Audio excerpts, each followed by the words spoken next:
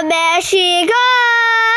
Welcome to my vlog! For today's video, papakita ko po sa inyo ang binibilhan namin ng mga Yakult at candy para sa aming tindahan. Ang maganda nga po pala dito sa binibilhan namin ay deliver na po ito. Pag sila po nagtitinda, dinadaanan po nila kami. Ito nga po pala ang mga itinitinda nila. Meron po sila dyang candy tulad po ng yema, mga gummy worm. At siya nga po pala ang maganda nagtitinda, si Ate Bibilin. Mga kabeshi, ako na nga po pala ang pinapibili ng ina dyan kung ano mga bibilihin ko. Ayan po, namimili na po ako kung ano pong masarap na candy din eh. Habang nga po pala ako'y bumibili din eh, meron pong napadaan eh, nakisabay na rin pong bumili sa amin. Shoutout po kay Ate Impang at sa kanya pong anak na si ML. Ayan po, namimili na po ang kanyang anak. Ang pinili yata po ay yema. Kita nyo ga po yung nasa bubong na yan. Yan po yung mga napili ko. Ayan po, meron po sila mga gummy worm, graham.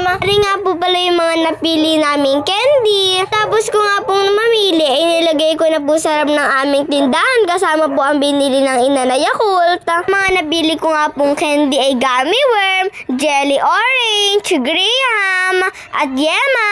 At ayan po, binabayadon ko na po lahat ng aming mga pinamili at sinusuklian niya na po ako. Ang kasama nga po pala niya ang kanyang asawa at ito rin po ang ginagamit nila sa sakyan sa paglalako. Murang-mura na nga po pala ang kanilang mga paninda at masasarap pa po. At kung kayo po'y madadaanan nila ay wag na po kayo magdalawang isip na bumili. Sulit na. Hello mga kabeshi! Ito nga po pala yung mga pinamili namin. Meron po tayo dyang yung para po sa yung orange po na tigpipiso. Ito po yung tigpipiso din po graham ball, yema, gummy bear, at ito po yung free binigay sa akin. At syempre, hindi po mawala ang Yakult.